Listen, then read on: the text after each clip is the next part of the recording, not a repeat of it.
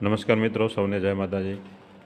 મિત્રો, આજે આપણે આ વિડીયોની અંદર નમો સરસ્વતી વિજ્ઞાન સાધના યોજના વિશેની સંપૂર્ણ વાત કરીશું કે નમો સરસ્વતી વિજ્ઞાન સાધના યોજના શું છે અને તેનો લાભ કોને મળશે, કેટલા રૂપિયાની સહાય મળશે અને કેવી રીતે સહાય મળશે તેની સંપૂર્ણ માહિતી આ વિડીયોની જોઈશું।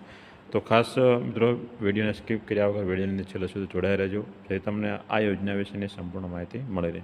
તો ખાસ આમ તો જોઈએ, ધોરણ 9થી અને 12ની અંદર અભ્યાસ કરતી દીકરીઓ માટે એક આશીર્વાદ યોજના કહી શકાય કે જેમને ધોરણ 10 પૂર્ણ કરેલો હોય અને ધોરણ 11ની અંદર એટલે કે વિજ્ઞાન પ્રવાહની અંદર જેમને પ્રવેશ મેળવવાનો હોય, એટલે કે સાયન્સની અંદર જેમણે એડમિશન લીધું હોય તેવી દીકરીઓ માટે આ નમો સરસ્વતી વિજ્ઞાન સાધના યોજના અંતર્ગત ₹25,000ની સહાય મળવાપાત્ર રહેશે।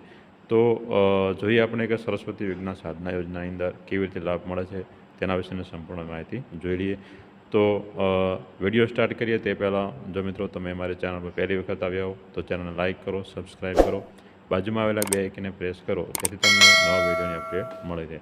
તો ખાસ વિડીયો સ્ટાર્ટ કરીએ કે ધોરણ 9થી 12ની અંદર અભ્યાસ કરતી દીકરીઓ માટે એક મહત્ત્વપૂર્ણ યોજના છે। આગળની વિડીયોની અંદર આપણે જોઈ લીધું કે નમો લક્ષ્મી યોજના અંતર્ગત કયા ધોરણની અંદર વિદ્યાર્થીઓને એનો લાભ મળશે અને કેટલા રૂપિયાની સહાય મળશે તેની સંપૂર્ણ માહિતી આગળ વિડીયોની અંદર આપણે જોઈ લીધી। તો નમો લક્ષ્મી યોજના ધોરણ 1થી 8 સરકારી સ્કૂલની અંદર તેમણે ધોરણ 1થી 8 પૂર્ણ કરેલો હોય અને ધોરણ 9ની અંદર પ્રવેશ મેળવ્યો હોય તેમને આ નમો લક્ષ્મી યોજનાનો લાભ મળવાપાત્ર રહેશે। હવે નમો સરસ્વતી વિજ્ઞાન સાધના યોજના અંતર્ગત કોને લાભ મળશે તો તે જણાવી દઈએ કે ધોરણ 10ની અંદર જેમણે ધોરણ 10 પૂર્ણ કર્યું હોય અને 50%થી વધુ માર્ક્સ લાવ્યા હોય અને જે વિદ્યાર્થીની એટલે કે ધોરણ 11ની અંદર વિજ્ઞાન પ્રવાહની અંદર ઉચ્ચતર માધ્યમિક વિજ્ઞાન પ્રવાહની અંદર અભ્યાસ કરતી વિદ્યાર્થીઓ માટે આ યોજના લાગુ પડશે। એટલે કે ધોરણ 11ની અંદર વિજ્ઞાન પ્રવાહની અંદર પ્રવેશ મેળવવાનો હોય તો તે જ વિદ્યાર્થીની નમો સરસ્વતી વિજ્ઞાન સાધના યોજનાની અંદર લાભ મેળવી શકે છે। કે કોને કોને લાભ મળશે તે ખાસ આપણે જોઈ લઈએ કે GS, HSB અને CBSE દ્વારા માન્ય તમામ શાળાઓને આધીન ધોરણ 10ની અંદર 50%થી વધુ ગુણ મેળવનારને સરકારી અથવા તો ગ્રાન્ટેડની અંદર અભ્યાસ કરતી તમામ વિદ્યાર્થીઓને આ યોજનાનો લાભ મળવાપાત્ર રહેશે। એટલે કે જે વિદ્યાર્થીની સરકારી શાળાની અંદર અભ્યાસ કરતી હોય કે કોઈ ગ્રાન્ટેડ શાળાની અંદર અભ્યાસ કરતી હોય અને પોતે ધોરણ 10ની અંદર 50%થી વધુ ગુણ મેળવ્યા હોય તો તે વિદ્યાર્થીની આ યોજનાનો લાભ મેળવી શકશે। કે જેમની કુટુંબની વાર્ષિક આવક 6 લાખથી ઓછી હોવી જોઈએ, એટલે વાર્ષિક આવક ઓછી હોવી જોઈએ તો તે વિદ્યાર્થીની આ યોજનાનો લાભ મેળવી શકશે। કેટલી સહાય મળે છે તેનો આપણે ખાસ વાત કરીએ તો કુલ ₹25,000ની સહાય મળે। કેટલી મળે છે? ₹25,000ની સહાય મળે છે।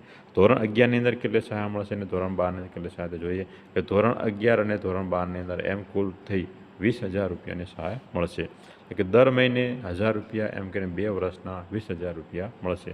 પછી બાકીના જે ₹5,000 ધોરણ 12 પાસની બોર્ડની પરીક્ષા પાસ કર્યા પછી બાકીના બીજા ₹5,000 તેમને મળવાપાત્ર રહેશે।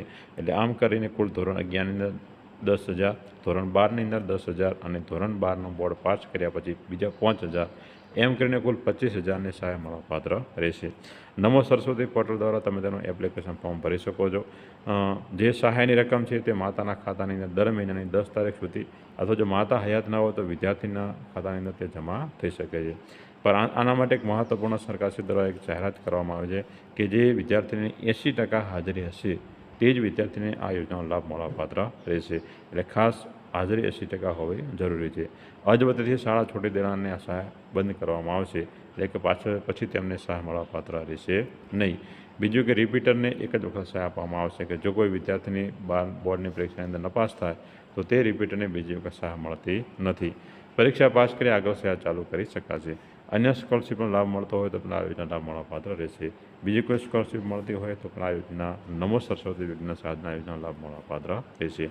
તો આમ ખાસ મિત્રો, જે આ ધોરણ 11 અને 12ની અંદર વિજ્ઞાન પ્રવાહની અંદર દીકરીઓ માટે 50%થી વધુ માર્ક્સ મેળવ્યા હોય તેમને નવો વિજ્ઞાન સાધના યોજના મળવાપાત્ર રહેશે।